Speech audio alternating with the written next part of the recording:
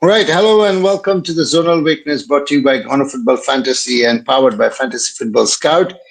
Before we start, I just want to a small rant from my part after the disastrous game week that I had.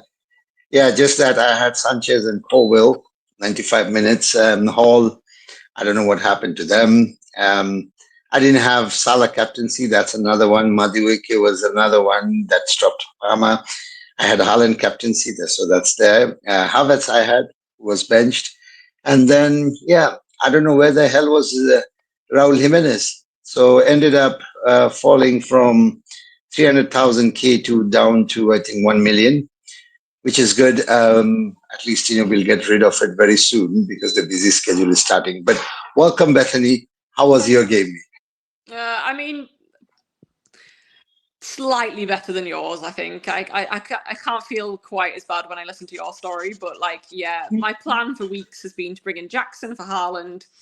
And then I chickened out last minute because everyone was like, you can't sell Haaland this week. And actually looking at it, Spurs have been so poor defensively. They had that high line that Haaland would benefit from. They had their main defenders were out, so they're on backup defense. It felt stupid not to. So yeah, anyway, I didn't sell him. Instead I sold Mbeumo and brought in Semenyo, who then got his fifth yellow card. I brought in Bruno, who did absolutely nothing. I brought in Hall, who got an assist and then it got ruled out and managed to have their worst defensive thing on the whole season against West Ham. I benched Kuna, so I've got more points on my bench than in my actual team. My only saving grace was I captained Salah, and Flecken finally gave me some points, which, to be fair, I don't even feel like points because he's done so poorly for the rest of the time. It's basically just making up a little bit for how bad he's been. If you spread those points out across all the weeks, basically he's been getting 2 points or 3 points every week anyway. But yeah, not great either. I think I've gone from about 450k to about 850k, something like that. So Yeah, not great. yeah. I mean, the Haaland narrative really grew on me, so I kind of completely got sold by that narrative that you just explained. And I thought, I'm not going to shift my captaincy from Haaland because this narrative has merits and it's not something that is completely baseless or, it's good.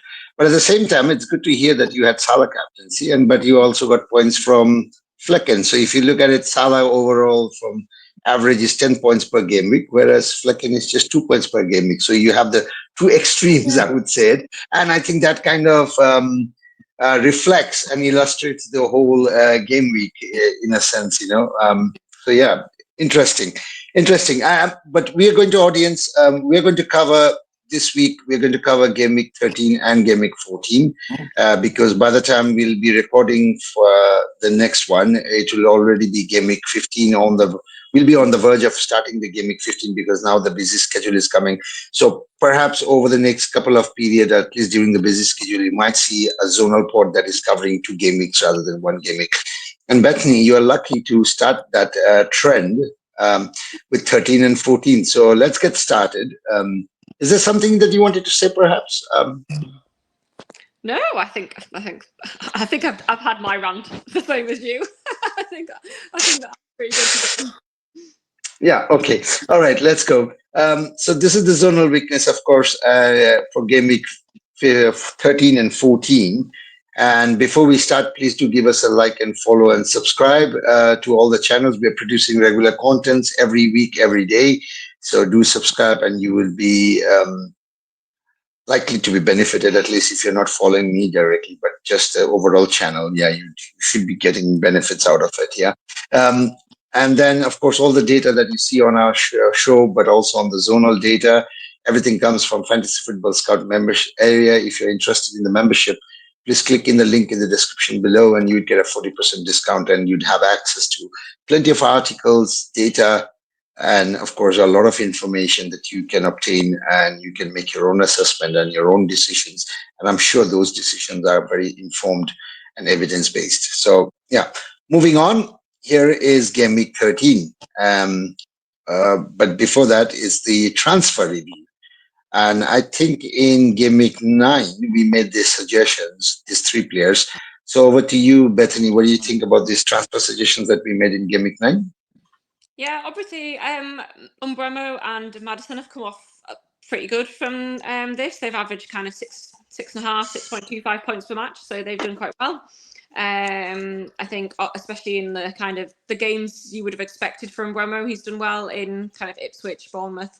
But it has to be noted that he has got worse since Visser has returned. I think he's deeper now that Visser's here. So moving forward, I think we've had the best of him probably, and he's maybe time to move him on.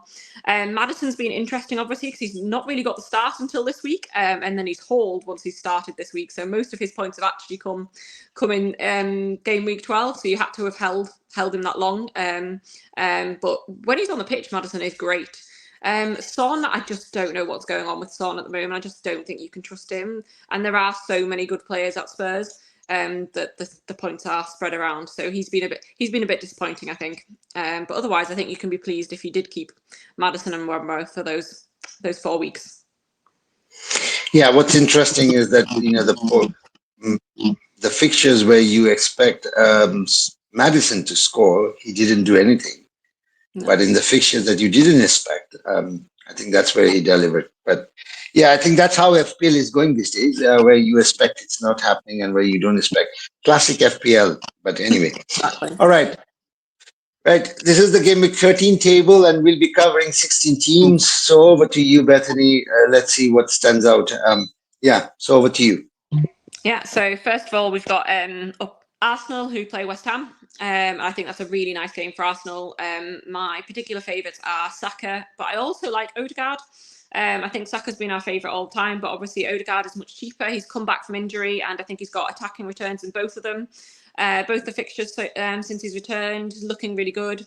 And he is much cheaper. So if you can't afford Saka, I would definitely be bringing one of these in this week to attack this fixture and the coming fixtures. I still prefer Saka, but I would be happy to bring in Odegaard if you can't afford him.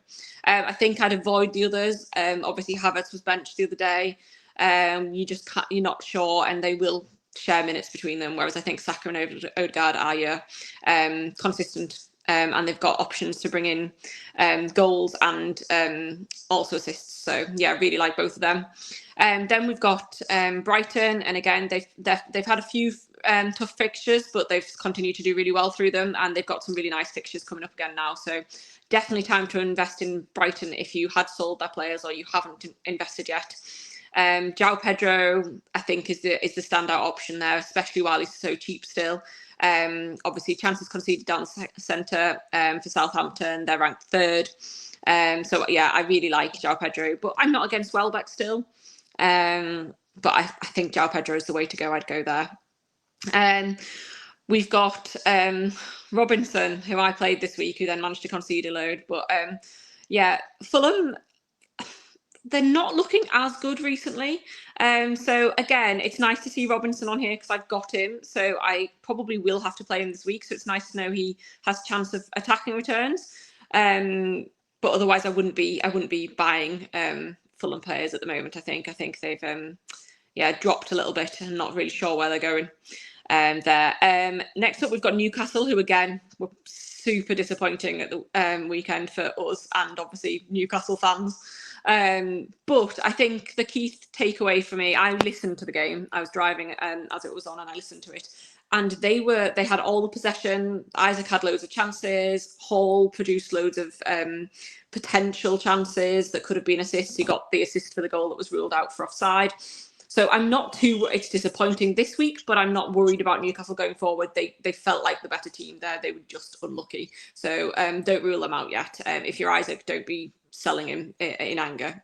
Keep him playing. I think he could do well, and Zonal obviously suggests it. Then we've got Umbremo and Visser, who Brentford against Leicester. Again, a lot of us have got them in our teams this week, and it's nice to see that they're showing up on the Zonal weakness. This is probably the last week I would want them. Their fixtures do turn after this week, so I think they're really nice for this week. And if you're on a free hit or if you've already got them in your team, definitely play them. But I probably wouldn't be wanting to bring them in this week because their fixtures do turn for the next few weeks. Then we've got Forest, who again, it's interesting. They've kind of dropped a little bit as well, not as good recently as they have been previously. I still like somebody like 𝐻𝐸 because he's got both the chance of an attacking return but also a clean sheet, so you've got both options with him. So I think he'd be the only one I'd be going for this week from the Zonal, because of that he can get both an attacking return or a clean sheet against Ipswich, definitely. And then finally, we've got Chelsea, and sadly, it's none of the players that we own that are turning up on this sheet here. It's Neto and Felix that are looking like the only ones, the standouts here, and I'd be avoiding them just because of rotation. So yeah, Jackson and Palmer may get something, but the Zonal isn't suggesting anything particularly this week. Right. Let's move to the next one then, and here it is for Gameweek 13. Over to you. I know we normally focus on the white fixtures only, but just got to say there that obviously Salah is ranked 19th, 20th there against City. So yes, interesting decision for owners this week about captaincy, because the Zonal isn't suggesting anything, but we know City love leaking goals anyway, and I can imagine that Salah is the kind of person that will take advantage of that. So yeah, I'm not 100% at the moment. I've got Salah captained. But it is tricky when you look at the Zonal for this to know whether that's the right decision.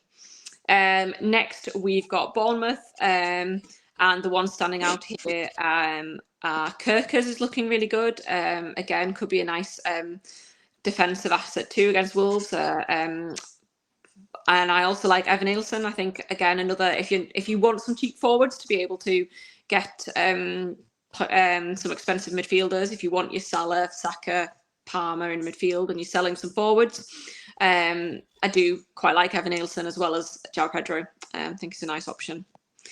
And then we've got Leicester. Obviously, I think Vardy is probably the only one there, but I just wouldn't want to go there. So it's a nice fixture. Anyone against Brentford, you know it's a nice fixture because they do love to concede plenty of chances. And I think Vardy could do well this time. So if you want a 1 week punt, I'm not against it. But I just think long term, I wouldn't want to be investing in Leicester when you've got other options there. And finally, we've got Ipswich. Again, Delap coming up nice on here, another forward option, but I still trust those other forwards more. I'd prefer to have an Evan Nielsen or definitely João Pedro or Welbeck or somebody, even if the Zonal suggests otherwise for this week. Well, quickly moving on to the team of the week for Gameweek 13. Here it is. So yeah, any players that I think you didn't touch upon? I'm not quite sure. I think you touched upon most of them, right? I think we've talked about most. Obviously, it's Martinelli that's standing out here rather than Odegaard, but I'd probably go Odegaard there rather than Martinelli. I love that forward line. Wood's been super consistent. Isaac was unlucky, but I think he was getting in the right places, getting those chances, so I think he could have a nice week. And João Pedro's looked so good since he came back. So I think the focus has got to be on getting your attacking players right. So those kind of ones that we've got there rather than defenders, I think, because nobody's keeping clean sheets, or nobody that we're expecting to keep clean sheets are keeping clean sheets. Clean sheets are so hard to predict. Like, no one was predicting that Spurs would go away to City and get a clean sheet. And yeah, it was one of the few clean sheets last week. So I think don't make your transfers for defenders. Use your transfers on those attackers, players like Saka, João Pedro. Those would be my choices this week. Interesting that we say this after Gameweek 12. One of our teammates, Kopite FPL, who's kind of doing regular shows with us and also producing those shorts on YouTube, he, I think, back in Gameweek 1 or Gameweek 2, suggested that this season is looking like a season where, you know, defense is not where we should invest because there's going to be less clean sheets. And yeah, so he indicated that. I mean, I think he had a reason behind it. I can't really remember what exactly he said, but I clearly remember that he said there's going to be less clean sheets this season, and it's going to be hard to actually invest on defenders. So our focus should be mostly on the front three and the mid five. And it's after 12 game weeks, we are finding it kind of, it's true. I think just the extra time, the amount of extra time. Obviously, you lost your Chelsea clean sheet. I've lost 2 Fulham clean sheets in extra time this season. I think having +7 minutes, +8 minutes, +10 minutes in extra time rather than +2 is making a massive difference. Teams seem to be losing it right in those last couple of minutes in extra time. Right. Okay. Let's move on to the next game week, which is game week 14. Now, all the data that we are showing are actually until game week 12. So there would be a change in this data once we have game week 13 data updated. But by the time we do the show, I mean, there is no possibility at all because the turnaround is very quick. So over to you, Bethany, for game week 14. So our friend Haaland is there up at the top, standing out as chances conceded down the centre for Forest, and they're ranked 4th. So if you've kept on to Haaland that long, the game week 14 might be the week he returns. But I'm afraid I've lost faith. I sold him in the 88th minute of the Spurs game, so he won't be playing for me in game week 14. But there's a chance there. Nice to see some of the Chelsea players looking a bit better this week compared to game week 13. Though you've got Jackson, Palmer in there, both looking nice options for the chances conceded down the centre for Southampton. Really like both of them. Definite captaincy option, I'd say, there between the Chelsea boys as well. Then we've got again another week in a row, as well as game week 13, where the Liverpool boys are not looking as good at options. According to Zonal, I still think they'll come away from most games with that win and with some goals. So it's not too much of a worry. But again, maybe a week to go different with the captaincy. Maybe go to a Palmer or somebody. Then we've got Aston Villa. It's looking nice for Watkins, nice for Rodgers this week. So if you've still got them, hopefully you'll get some points this week. Then we've got West Ham, which is they're just such an odd team at the moment. West Ham, like, you would never have called that win against Newcastle. Even in the game, you would never have called that win. They took their 2 shots of the game basically and made something of them. Newcastle was so much better, the better team, but the score doesn't reflect it. So I think the only player, if you're going to go for a West Ham player, is Bowen there, and he's got the zonal weakness on that left flank is showing up nicely. For him, I think he could be a nice replacement if you've got somebody like Mbeumo, whose fixtures are now changing. Mbeumo to Bowen could be quite nice. Or maybe Bruno Fernandes to Bowen, something like that if you want to free up some funds. But Bowen, I think, is the only player I'd touch in the West Ham team at the moment. Then we've got Crystal Palace, and again, they're just I know that the zonal is great for them this week, and they've got Ipswich, which should be good, but I just don't trust them. You just don't know what team's going to show up, so they'd be an avoid for me. I think those are just 2 random players for me to want to keep long term, unfortunately. Not a great week for Brighton against Fulham. Fulham have been good defensively, but they've also shown that they can let in goals here and there. So while the zonal doesn't suggest that it's a great week for Brighton, actually some of the numbers are still quite low. So João Pedro is ranked 8th, for example, for chances conceded. So it's just outside the white. It's not really bad. So I think they could still do fine. I wouldn't be worried about them. And then again, we've got Fulham at the bottom. Another potential week that I can hope that Robinson does well and gets me an attacking return, and probably another week where I'll end up disappointed. But he's in there again, ranked 4th for chances conceded down the right. Jimenez again, another week for me to be disappointed with him. High hopes and then living up to nothing, but headers conceded. Brighton ranked 2nd for headers conceded down the centre. So could be a nice week for Fulham. If you've still got a hold of them, definitely keep hold of them for this week. Right. Yeah, talk about Fulham. I can see our hope on Robinson and Jimenez. I think the state we find ourselves in, when you are trying to pin our hope on these 2 players, it speaks for itself, to be honest. Yeah. Anyway, let's move to the next one. And here it is, Bethany. Again, a few random players in there. So you've got Wolves and Bournemouth. A lot of us are invested in Wolves and Bournemouth, but unfortunately not in the players that have appeared here. So you've got Bellegarde, Semedo, Tavernier. So I think probably not a purchase this week for Wolves or Bournemouth players. If you've got them, that's okay. Maybe bench them, but not a buy this week. Similarly for Villa players, nobody there standing out particularly. So basically on this page, we're looking at relying on Ipswich and Leicester players, which doesn't bode well. But again, another good week for Vardy and Delap. So maybe they could be a 2-week punt. Anybody that's still got a wild card potentially. Delap and Vardy have come out nicely on both the game week 13 and game week 14 zonal weaknesses. So yeah, again, could be a very differential if you wanted to go there. Well, to be honest, if this call comes out right, I'm going to make a short out of it and I'm going to post it on YouTube to just say, like, this is a call that was made by Bethany back in Game Week 12. Nobody paid attention. You should pay attention to what she's saying. Yeah, anyway, I hope your call does come true. So let's hope for that. Team of the week, and then we are more or less done with the show, to be honest.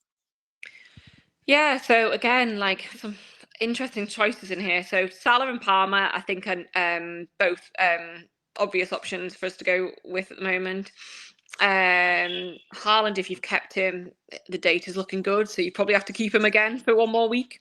I do really like Watkins. I think he's being overlooked at the moment. Obviously, Jackson and Isaac are getting all the attention, but I think Watkins has been consistent now for quite a few years, and you can rely on him to get those returns and just tick over. So I do like Watkins. Otherwise, I think I've already made it quite clear that I'm not particularly a fan of going for Palace players or West Ham players, unfortunately. So Bowen would be my only other choice in there as a kind of differential 4th or 5th midfielder, as a move away from somebody like Mbeumo when the fixtures have changed, and hope that their fixtures bring out the best in West Ham. Right, okie dokie then. Thank you so much, Bethany, for this. It's been comprehensive. You covered up 2 game weeks in 22 minutes, which is great. Thank you so much. And of course, we will have your transfer suggestions coming very shortly. But audience, we'll see you for game week 15. But until then, thank you, Bethany, and thank you, everyone. Take care. Bye-bye.